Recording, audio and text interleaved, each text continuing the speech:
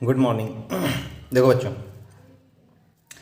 आज तो doubt class है, आप लोगों को जैसे पता है, और आज बहुत डाउट है। और कुछ डाउट कुछ ने पूछा है जो मैथ मैं पढ़ा रहा हूँ उससे, और कुछ बच्चे जो केमिस्ट्री पूछे जो मैं नहीं पढ़ा रहा हूँ, जैसे फिजिकल केमिस्ट्री, उससे पूछें। तो खैर उसमें बहुत कुछ बताना है, तो मैं बता दूंगा जितना हो सके, और मैं नहीं तो सॉल्यूशन तो दूंगा ही। ठीक है। और आप लोग आराम से पूरा वीडियो देखिए। मैं जितने डाउट लोगों ने पूछा है सारा डाउट क्लियर करूँगा। ठीक है। तो सबसे पहला जो क्वेश्चन है ये सोनू कुमार झा का है। ठीक है। तो सोनू बाबू, मैंने जो तुमने क्वेश्चन पूछा है मैं ये क्वेश्चन बता चुका हूँ, लेकिन लगता है तुम ध्यान से मेरा लेक्चर देख नहीं रहे, प्रूफ वाला लेक्चर देख नहीं रहे। अगर लेक्चर नहीं देखोगे तो नहीं समझ में आएगा। मैं आज बता दे रहा हूँ, लेकिन दोबारा अगर आपने बताया हुआ लेक्चर पूछा तो मैं नहीं बताऊँगा, मैं बता दे रहा हूँ। आपको नहीं समझ में आया, मैं समझा दे रहा हूँ। ओके, मैं इसको समझा रहा हूँ। यहाँ दिया हुआ है ए यूनियन बी का डैश, मतलब डैश जैसे समझ में आ गया, मतलब सार्वत्रिक, मतलब सार्वत्रिक समुच्चय, मतलब यूनिवर्सल सेट से इसको घटाना है। ओके। उसके बाद A dash A intersection B dash, ये क्या है, डी मॉर्गन का फार्मूला है। ओके, डी मॉर्गन का ये फार्मूला, मैंने बहुत सारा फार्मूला लिखा है एक जगह, उसी में ये पूछा गया है। वो बहुत सारा फार्मूला कौन सा है, तो ये देखिए, ये फार्मूला मैंने एक जगह लिखा दिया है। ठीक है, ये देख लीजिए। तो इसी से रिलेटेड क्वेश्चन है जो प्रूफ करना है। ठीक है, चलते हैं। तो मैं तो सबसे पहले बात किताबी भाषा समझाता हूँ। किताबी भाषा जो आप लोगों को समझ में आएगा नहीं आएगा मैं उसको फिर एक्सप्लेन करूँगा। यहाँ पर दिया हुआ है एक्स एलिमेंट, एक्स क्या है, एलिमेंट, अवयव इसका, तब एक्स एलिमेंट नहीं होगा किसका, ए यूनियन बी का, तब एक्स एलिमेंट नहीं होगा ए का, एंड एक्स एलिमेंट नहीं होगा बी का, एक्स एलिमेंट होगा ए डैश का, एक्स एलिमेंट होगा बी डैश का, इसलिए एक्स एलिमेंट होगा A dash intersection B dash का। तो A union B dash subset है ए डैश। अब बोलेगा सर ये क्या समझा है, तो याद है मैं इस चीज़ को समझाने के लिए मैं एग्जांपल लेता था, तो आप लोग तुरंत समझ जाते थे, याद है ना। हाँ, तो एग्जांपल का है कि मान लिया कि U जो यूनिवर्सल सेट है 1 2 3 4 5 है। ठीक है। और उसमें मान लेते हैं कि A कुछ होगा 1 2 जो सबसेट होगा इसका, B कुछ होगा 3 जो सबसेट होगा इसका। ये सब तो क्लियर है आपको, ये सबसेट किसको कहते हैं, ये सब तो क्लियर है। अगर क्लियर नहीं है तो प्लीज़ मेरा लेक्चर देखिए, इतना डिटेल तो मैं नहीं बताऊंगा यार, मैं बार बार कितना रिपीट करूं, आप लेक्चर देख लीजिए, उससे अच्छा ज़्यादा समझ में आएगा। ठीक है। अब यहाँ प्रूफ क्या क्या क्या बोल रहा है, A dash B dash A union B, ये सब निकाल लूँगा, हम लोग निकाल लेंगे एक जगह। तो सबसे पहले हम लोग ए डैश निकाल लेते हैं। तो ए डैश निकालने का तरीका बताइए।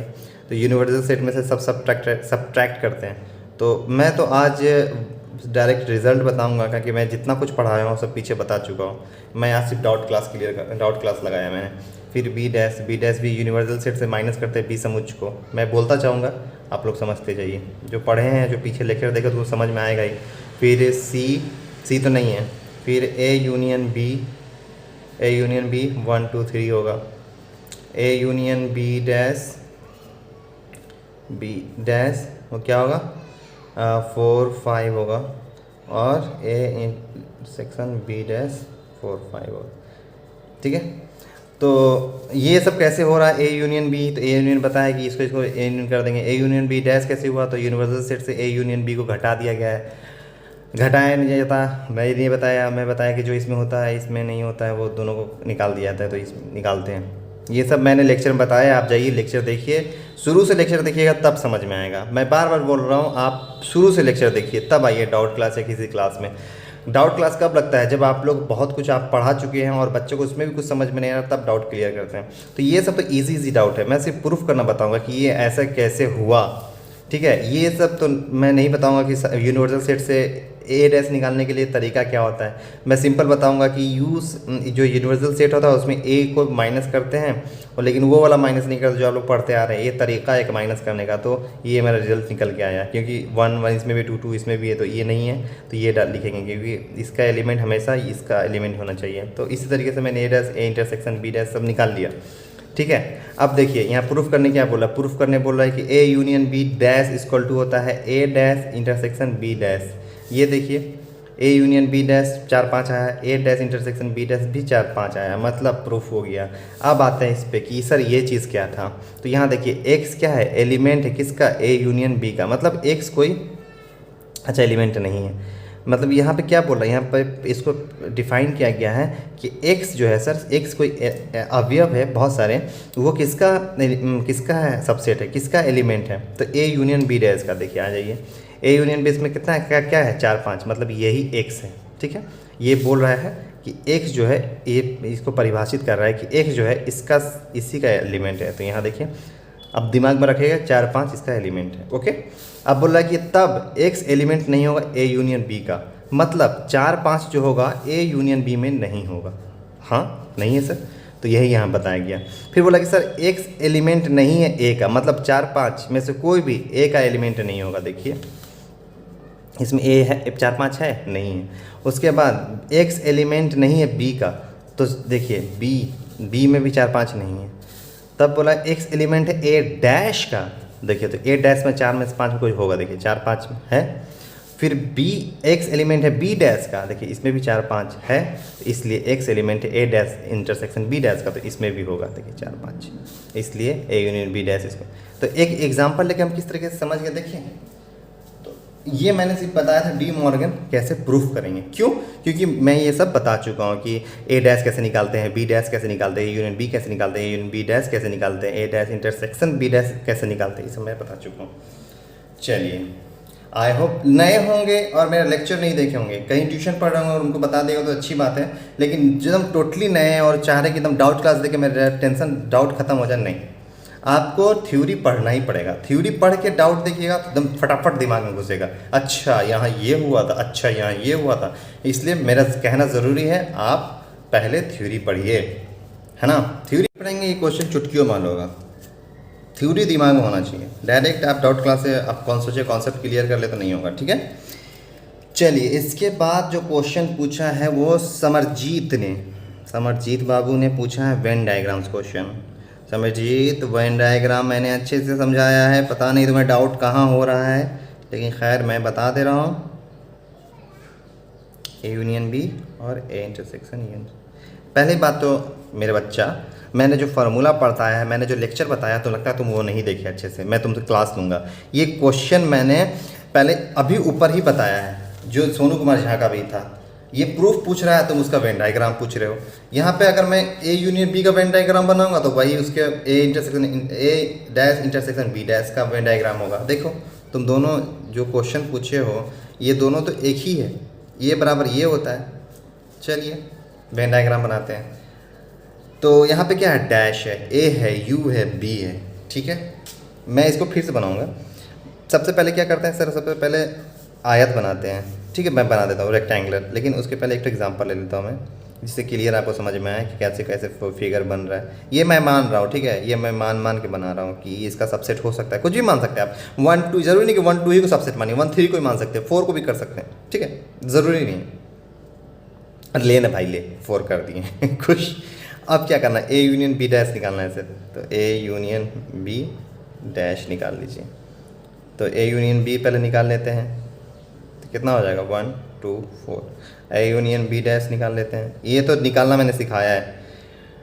1 2 नहीं होगा, 3 होगा, 5 होगा, 4 नहीं होगा, तो ये हो जाएगा 3 और 5। क्लियर है। अब यहाँ पे क्या करेंगे, सबसे पहले रेक्टेंगुलर बनाएंगे, हाँ सर। उसके बाद कितना सेट है, तो 2 सेट है, 2 समुच्चय सर। तो 2 समुच्चय के बीच रिलेशन कैसे बनता है, ऐसे बनता है कि नहीं बनता है, हाँ सर। और क्या है इसमें, तो सर इसमें है 1 2, और इसमें क्या है, इसमें सर 4 आया, क्या है सर 3 5। तो ये दोनों में तो है ही नहीं है सर, नहीं है ना। तो u कौन है सर, ये, और ये सब कहाँ गया, तो सर यहाँ लिखाएगा, हाँ ठीक है। 1 लिखाएगा, नहीं सर यहाँ लिखा चुका। 2 लिखाएगा, नहीं सर यहाँ लिखा चुका। 3, हाँ। 4, हाँ। 5 4 नहीं सर, 4 यहाँ लिखा चुका है। 5, हाँ। और कुछ नहीं सर, आपको नहीं लिखाएगा।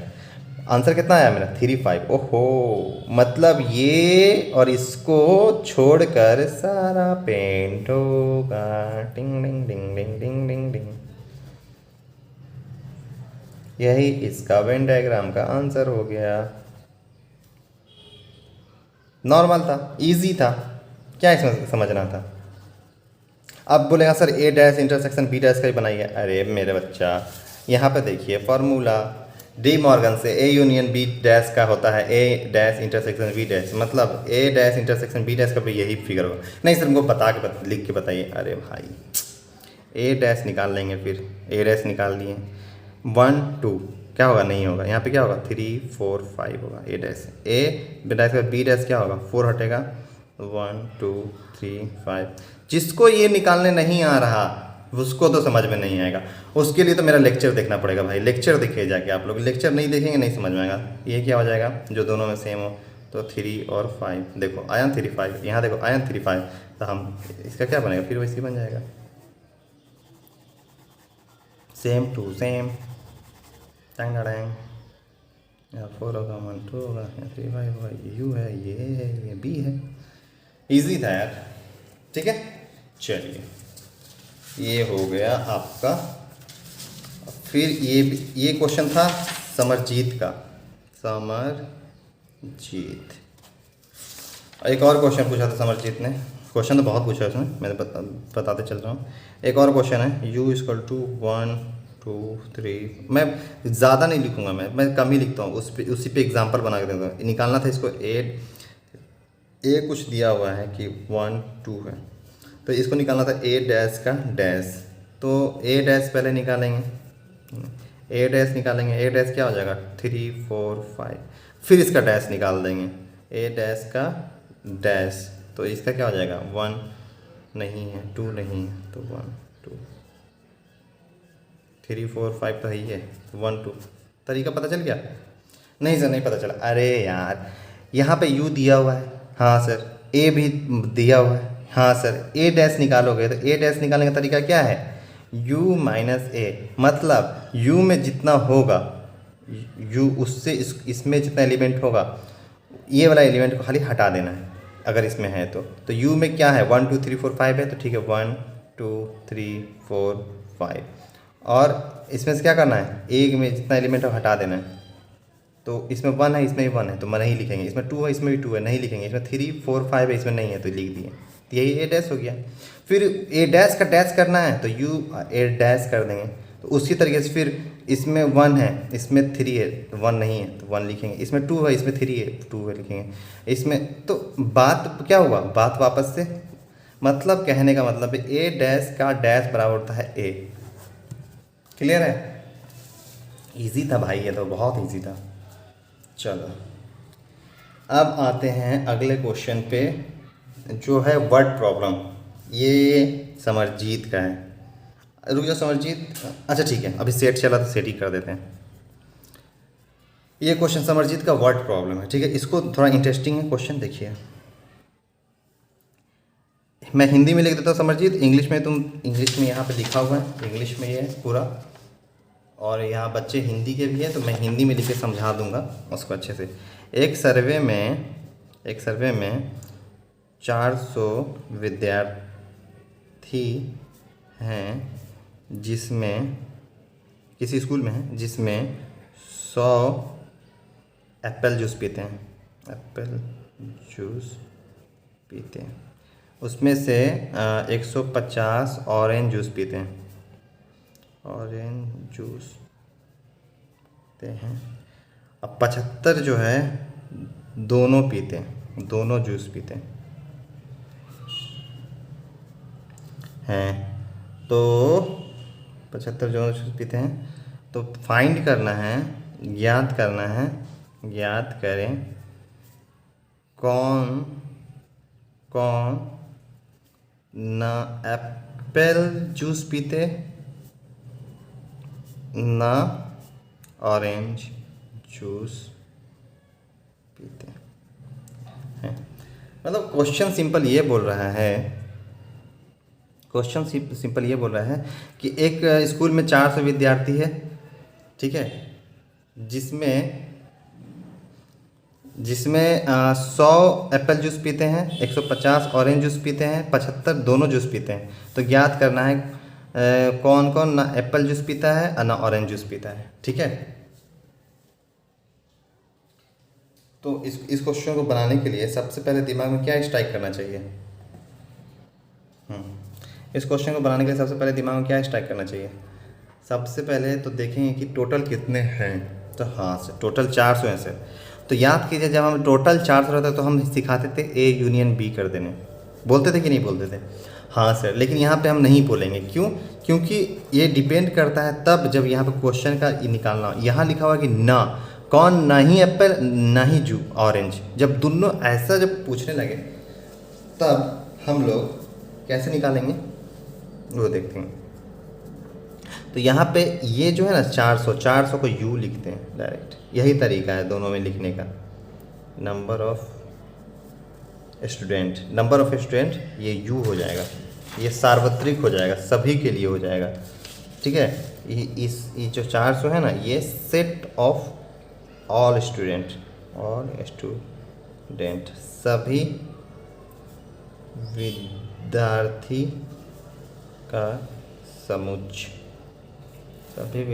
का समुच्चय, ये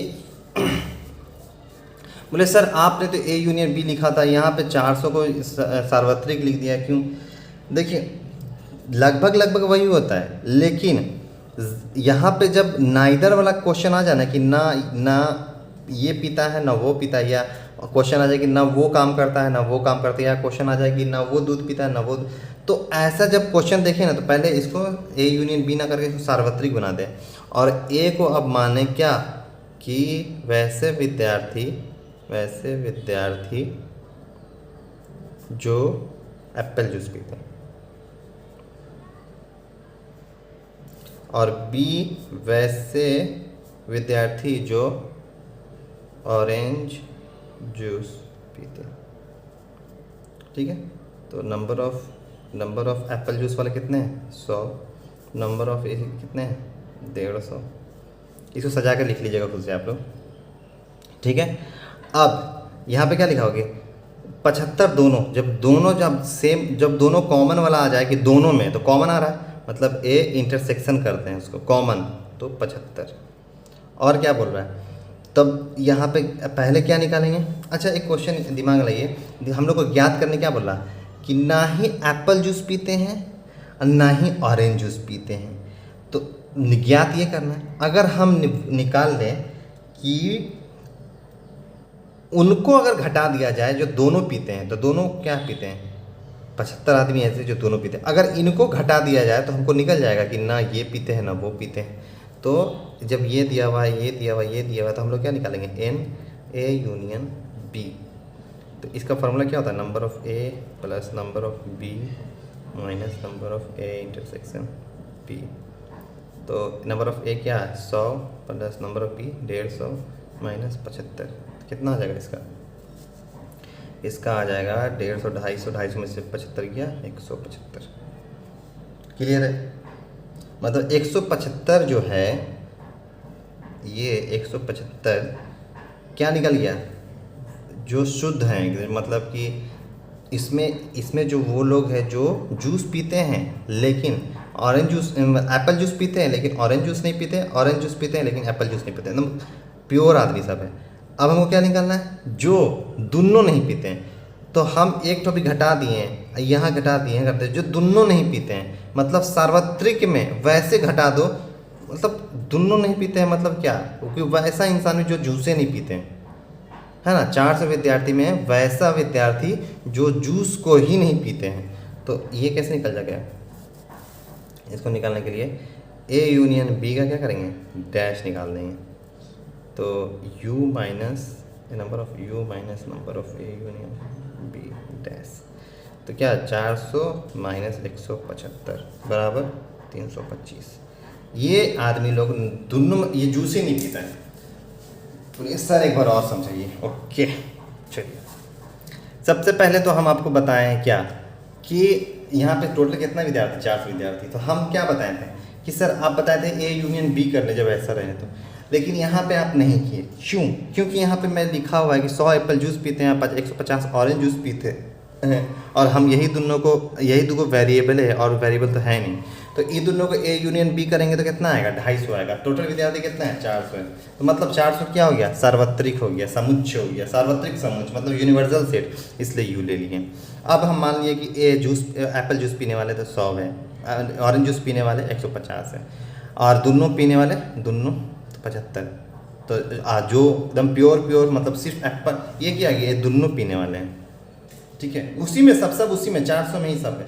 तो हम लोग पहले निकाल लिए कि जो प्योर कौन कौन पीते हैं, मतलब हम उन सभी आदमी को निकाल लिए हैं जो जूस पीता है, जो जूस एप्पल जूस पीता है, जो ऑरेंज जूस पीता है, जो एप्पल ऑरेंज दोनों पीता है, और जो सिर्फ एप्पल और सिर्फ ऑरेंज पीता है। मतलब जितने तरीके से हो सकता था ना विद्यार्थी में, हम सारा पहले निकाल लिए। देखिए सारा निकल गया, सबसे पहले सारा निकालिए। अब याद करो कि जब सारा निकल गया तो वो निकल जाएगा जो कुछ पीता ही नहीं है, तो ये कब निकलेगा? सारा को पूरा विद्यार्थी से घटा दो, मतलब जितना आदमी जूस पीता है उसको घटा देंगे तो उतना विद्यार्थी निकल जाएगा। ये तो सिंपल मैथ है कि जितना विद्यार्थी जूस पीता है उसको घटा दीजिए, जो बचेगा वो जूसे नहीं पीता है। तो वही हम यहाँ किए कि देखिए ये ए यूनियन बी किए ना, यहाँ पे ए यूनियन बी का काम हुआ। ए यूनियन बी 175 था, जो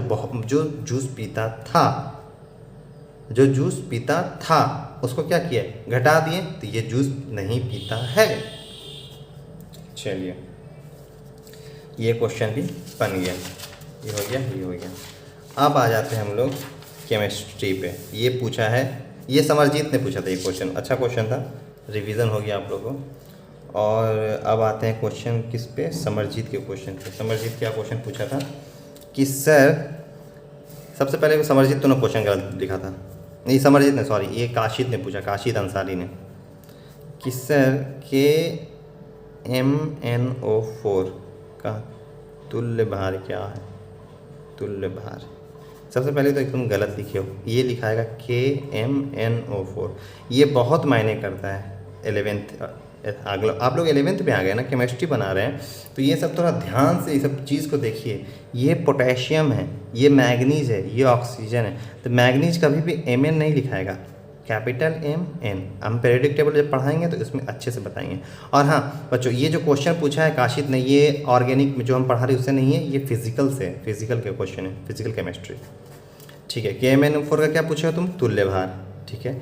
सबसे पहले तुम जहाँ पढ़ रहे हो वहाँ ये आपको बताया गया होगा कि इसका विघटन 3 फेज़ों में होता है। पहला होता है अम्लीय, दूसरा होता है क्षार, तीसरा होता है उदासीनता। उदासीन मतलब एसिडिक, बेसिक, और तीसरा होता है न्यूट्रल, ठीक है। और इसका ऑक्सीडेशन स्टेट कितना होता है? +7। सर ये कैसे निकला? तो बाबू इसको बताऊंगा ना तो मेरे को कम से कम 3 लेक्चर लेना पड़ेगा कि सर ऑक्सीडेशन स्टेट कैसे निकालते हैं। तो जब मैं इनऑर्गेनिक आपको पढ़ाऊंगा ना तो ऑक्सीडेशन स्टेट पक्का पढ़ाऊंगा मैं, तो आप घबराइए मत, ये सिर्फ काशिद अंसारी के लिए पढ़ा है, ठीक है। तो जब अम्लीय विघटन करते हैं तो क्या निकलता है? मैग्नीज ऑक्साइड, इसमें ऑक्सीडेशन इसका कितना होता है? +2। फिर क्षार में करते हैं तो इसका आंसर आता है K2MnO4, इसका ऑक्सीडेशन स्टेट +6। और फिर न्यूट्रल में करेंगे तो यहाँ पे काशिद क्या था? काशिद सीधा पूछा था KMnO4 का तुल्य भार, मतलब आप यहाँ पे कंडीशन मेंशन नहीं किया कि अम्लीय है कि क्षार है, तो डायरेक्ट हम न्यूट्रल से ही क्वेश्चन को बनाएंगे। तब आपका यहाँ पे तुल्य भार का फॉर्मूला क्या होता है? आणविक भार बटा संयोजकता, मतलब एटॉमिक वेट या मॉलिक्यूलर वेट, कुछ भी बोल लीजिए, मोलर वेट, मोलर मास कुछ भी बोल लीजिए, बटा वैलेंस। तो हम किसके लिए, हम ये इसका कितना, जब अम्लीय होगा तो कितना होगा? 5 हो जाएगा, क्षार होगा तो 1 हो जाएगा, और न्यूट्रल हो जाएगा तो 3 हो जाएगा। तो हम लोग को तुल्य भार निकालना है। तुल्य भार निकालने के लिए मोलर मास निकालना होता है, मतलब आणविक भार। तो ए निकालने के लिए क्या कर रहा है? KMnO4 का टोटल कितना होता है? 158 होता है। कैसे होता है? तो इसका 19 दूना 39.10, मैग्नीज का कितना होता है 54.94, और ऑक्सीजन का 16 चौके 64 हो जाएगा। इस सबको जोड़ देना होता है, ठीक है, तब मोलर मास निकल जाता है मेरा। मैं ये नहीं पढ़ाया हूँ, ये फिजिकल क्वेश्चन है, आप आराम से रहिए। फिजिकल या इनऑर्गेनिक क्वेश्चन, और हमने किस में निकाला है, न्यूट्रल में निकाल रहे हैं। न्यूट्रल में निकालेंगे तो वैलेंस कितना है 3 से भागा देंगे तो इसका आंसर कितना आएगा, इसका आंसर हो जाएगा आपका 52.66 कुछ, ठीक है। तो ऑक्सीजन स्टेट इसमें इम्पॉर्टेंट था, और ऑक्सीडेशन स्टेट निकालने का बहुत तरीका है, वो हमको पूरा तरीका पढ़ाना पड़ेगा। मैं आप इसमें डाउट क्वेश्चन में क्या बताऊंगा, मैं सॉल्यूशन बताऊंगा, तो इसका सॉल्यूशन ऐसे ही है, ठीक है। और डिटेल में मैं जब थ्योरी पढ़ाऊंगा तो बताऊंगा। अरे मैं ये सब अच्छा उधर लिखा रहा था तुल्य भार। अच्छा देख ले भाई, तुल्य भार का फॉर्मूला होता है आणविक भार बटा संयोजकता, मतलब मोलर मास बटा वैलेंस, ठीक है। मैं यही बता रहा था, दिख नहीं रहा था शायद, ठीक है। उसके बाद यहाँ आणविक भार निकालने का क्या होता है, KMnO4 निकालना है, तो K का पोटेशियम का होता है 39.10 प्लस मैग्नीज का होता है 54.94 प्लस ऑक्सीजन का 16 होता है 16 गुने 4 16 चौके 64, टोटल को जोड़िएगा तो आ गया 158। और तुल्य भार निकालने के लिए वैलेंस डिवाइड करना होता है, तो वैलेंस आया, मतलब संयोजकता आया 3 क्यों लिया, क्योंकि उदासीन में ले रहे हैं। अगर यहाँ कोई कंडीशन देता बोलता कि नहीं अम्लीय लीजिए ना तो क्षार लीजिए, तब तो 5 या 1 लेना पड़ता, ठीक है। ये क्वेश्चन हो गया। अब अगला क्वेश्चन जो है वो पूछा है समरजीत ने। वो क्वेश्चन कौन सा है, वो क्वेश्चन है, मैं ये डायरेक्ट दिखा देता हूँ, समरजीत का क्वेश्चन है, और इसमें बहुत ये बस मैं दिखा देता हूँ, समरजीत देख लेंगे सॉल्यूशन, मैं उनको समझा देता हूँ। ये फिज़िकल वालों के लिए है, और आप लोग तो पढ़े नहीं हैं तो समझिए का तो नहीं, आई थिंक इसमें बहुत कुछ बताना है हमको, तो सिंपल देख लीजिए कि लिखा हुआ कि during estimation of nitrogen present in organic compound by Kjeldahl method. Kjeldahl method जहाँ आ जाए ना, सबसे पहले क्या कीजिएगा, ज़िल्डाल मेथड क्या होता है वो जानिएगा। ज़िल्डाल मेथड में प्रोसेस होता है स्टेप 1 स्टेप 2 स्टेप 3। पहला हो जाता है डाइजेशन का प्रोसेस, जिसमें सैंपल को H2SO4 सल्फ्यूरिक एसिड से क्या करना, रिएक्ट करवाना होता है, तो जो ऑक्सीडेशन करवा कर अमोनिया सल्फेट बनाता है। फिर इसको डिस्टिलेशन करते हैं जिसमें NaOH यूज़ होता है, फिर अमोनिया ट्रैप करता है, फिर टाइट्रेशन करते हैं। तो आपको डाइजेशन, डिस्टिलेशन और टाइट्रेशन तीनों पढ़ना है। टाइट्रेशन अपने आप में 5 चैप्टर है, ठीक है। टाइट्रेशन अपने आप में एक 5 चैप्टर है, तो ये सब डिटेल में आपको पढ़ना पड़ेगा, उसके बाद जाके ये क्वेश्चन बनेगा। मैं सिंपल बता देता हूँ क्वेश्चन कैसे कैसे हुआ। उसके बाद यहाँ पे 1 मोल मतलब 10 मिलीलीटर H2SO4 20 मिलीलीटर कैसे हो गया, तो मतलब जब हम लोग ये करते हैं ना, डिस्टिलेशन करते हैं ना, तो ये वॉल्यूम डबल हो जाता है, तो ये अमोनिया बनाया। अब उसके बाद अमोनिया को फिर से 1000, तो यहाँ पे सिंपल नंबर सिस्टम यूज़ हुआ, देख लीजिए आप। ये इसको समझाने का बहुत डिटेल में मुझको बताना पड़ेगा पूरा फिजिकल को अच्छे से। मतलब आप जो क्वेश्चन पूछ रहे हैं ना वो एकदम बीच वाला क्वेश्चन है। ये शायद आप पढ़ रहे हैं कि नहीं पढ़े मुझे नहीं पता, लेकिन मुझे नहीं लगता कि आप इसको अभी पढ़ना शुरू कर देंगे, क्योंकि फिजिकल क्वेश्चन है। और मोलर मतलब मोलर मास में निकालिएगा ना, सो मोल कॉन्सेप्ट पढ़िएगा ना, तो इतना ऐसा क्वेश्चन नहीं पूछता है। तो ये क्वेश्चन आपका नहीं, आई थिंक, यदि आपका तो अच्छी बात है, लेकिन आपको हम सजेस्ट करेंगे कि मोल कॉन्सेप्ट शुरू कीजिए अगर फिजिकल पढ़ रहे हैं तो। और ऑर्गेनिक में पढ़ा रहा हूँ, और इनऑर्गेनिक अगर पढ़ रहे हैं तो P ब्लॉक C ये सबसे पढ़िए। ज़िल्डॉल को डायरेक्ट मत पढ़िए, मैं बता रहा हूँ। मोल कॉन्सेप्ट पढ़िए जाके, मोल कॉन्सेप्ट पहले अच्छे से कीजिए। मोल कॉन्सेप्ट NCERT से ज़्यादा नहीं क्लियर होगा, आप N अवस्थी बनाइए पहले, उसके बाद इसमें घुसिए तो ज़्यादा क्लियर होगा, ठीक है। ठीक है तो बच्चों, थैंक यू। शुरू में तो बच्चों लोगों ने जो पूछा सेट से तो क्वेश्चन तो मैंने अच्छे से बताया, आई होप पसंद आया होगा। और जो नए हैं प्लीज़ सब्सक्राइब करेंगे, लेकिन उनको अगर समझ में नहीं आया तो मैं क्लियर बता रहा हूँ कि आप मेरा लेक्चर देखिए, पीछे जाइए लेक्चर देखिए। लेक्चर की एकदम गारंटी देता हूँ कि लेक्चर आप अगर समझ गए तो मैंने जितना कुछ आज पढ़ाया है आप लोगों को क्लियर होगा ही होगा, मेरी गारंटी। चलिए आप लोग पीछे लेक्चर देख के एक बार आइए, उसके बाद जो नए हैं, जो पुराने हैं, जैसे कोमल कुमार जी ने जो क्वेश्चन पूछा था मैंने बताया, उसको आई होप समझ में आएगा, जबकि मैंने क्वेश्चन पहले भी बता दिया था। फिर चलिए फिर भी तो प्लीज़ सब्सक्राइब ज़रूर कीजिएगा यार, मज़ा आ रहा है अगर तो लाइक कीजिए ना, लाइक कीजिए, लाइक करने में क्या जा रहा है, टप्पा मारिए लाइक हो जाएगा। तो थैंक यू, और सब्सक्राइब जरूर कीजिएगा, धन्यवाद।